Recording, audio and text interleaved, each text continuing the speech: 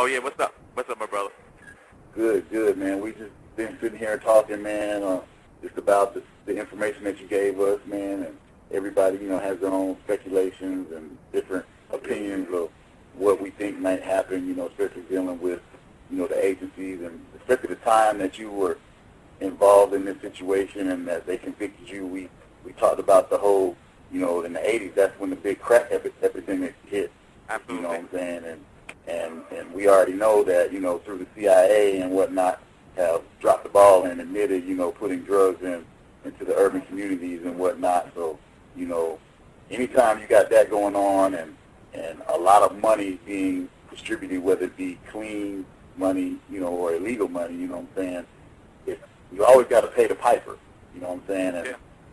my next question is, do you think that not only because of your association with your girlfriend, who, they pretty much pressed to get a conviction against you, do you think that because of your legitimate businesses that, the powers that be, you know what I'm saying, were they not getting a piece of, what you had going on, and they kind of, pulled the wool from you because of they weren't getting paid on the side from what you were making?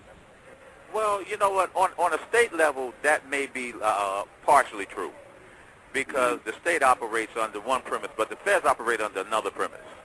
On the state level, I was politically involved. I had an organization called Young Black Businessmen and Civic Association. So we were involved in basically every election. I was the founder and the chairman of it. We were involved in basically every election that took place in our county. That was the Newark, East Orange, Irvington area. So I was very, very politically involved. So that might have ruffled some feathers on the local level. But on the federal level, they're looking at something a little larger than that. I've become, one of the things that they offered me in exchange for testimony, which naturally I refused, was that they said that I could give them politicians that would go into the 21st century. And remember, this was 1988. And that in exchange for that, I probably could have gotten 10 years. So for them, it's a career move. You know what I'm saying? For them, on the federal level, it's a career move. Judgeships are won by prosecutors. Appointments are made to circuit courts. So you become, although we are kings and pawns, kings in our own world, kings and queens and knights, we become pawns in their world. We become mere cannon fodder, and a stepping stone to a career. Mm-hmm. So, so that's how, it was less about what could happen on a more immediate level in terms of like what finances they could have, siphoned off, as to what kind of, where they could have went politically. Because, guys goes from those spots, from prosecutors, a lot of your former governors and senators were former prosecutors at some point. Exactly. So, it's a ladder. At that ladder, we're the low man on the totem pole, the ones that are in the game, quote unquote. So careers are made off of us. Well, you actually answered one of my questions about, the people in the legal system making a career off of you kind of being a fall guy or whatever. So let me go with this, man. Primarily we also are a music station, and we pretty much, are specific in urban music or whatever. So with that being said, my next question is, how do you feel that, the music industry, from what you've heard maybe on the inside and stuff like that since you've, been incarcerated, how responsible do you feel that the music industry and basically the urban artists in the music industry in promoting drug consumption and distribution? I think that we bear responsibility, and I say we because I'm also part of the culture, and I'm a writer. But I think that you bear a responsibility that if when you see a young 15 or 16-year-old talking about past the Cavassier or driving down the highway, getting money to fly away, or I'm getting keys from overseas, these are young, impressionable minds. When you see that, and then 4 years later he's standing in front of a judge and the judge is talking about life with no parole, then you can't duck that responsibility. We know that we have an influence in these urban areas, in the urban communities. You have an influence because you get paid for the advertising dollars to advertise the Nikes, whatever the sneakers are that you're espousing. So if you know that you have an influence, you have to recognize that influence and be mindful of that, what you say, because you're influential. So you can't cash in on it when there's cash to be made, and then say I'm not a role model when there's a piper to be paid. Mm. You know what I'm saying? So I think that all of us bear responsibility, even like the guys that are urban writers. They bear responsibility because when they put out those urban novels, these guys that's out on the periphery of the game think that somebody's really giving them some game. And the game is no longer a game, it's a trap. You know, it's a lace-centered, it's a role-centered trap, but it's a trap nonetheless.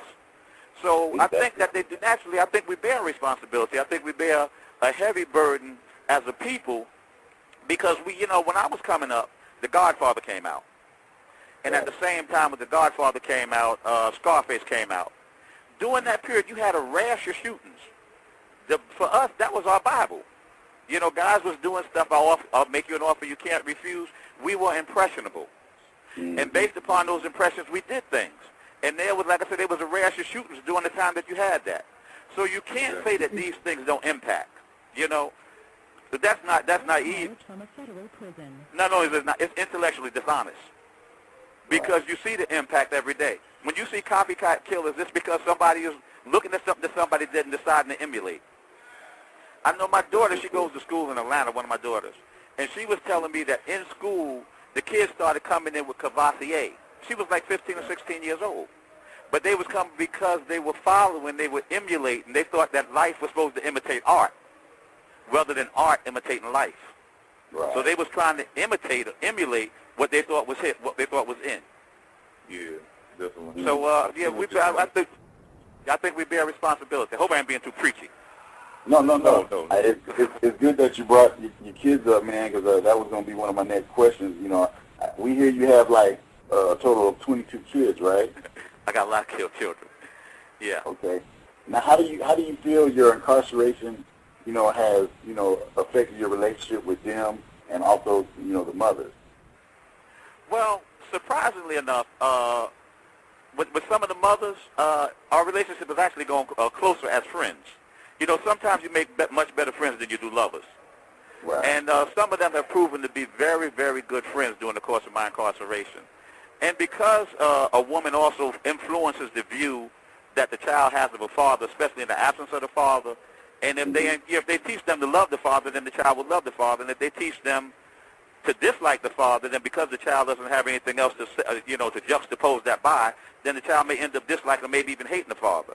In my particular case, that's never been the case. You know, the women have been like very, very supportive, and my children have been very supportive. You know, I've got good kids. Some are involved in the industry that you are in, and they've been like very, very supportive and very, very helpful. And we talk. You know, they come to me for counseling. They talk to me about business. They talk to me about some of the things that they're doing, about some of the things that's happening in their personal lives, and I give them advice. But ultimately, I want them to make up their own minds.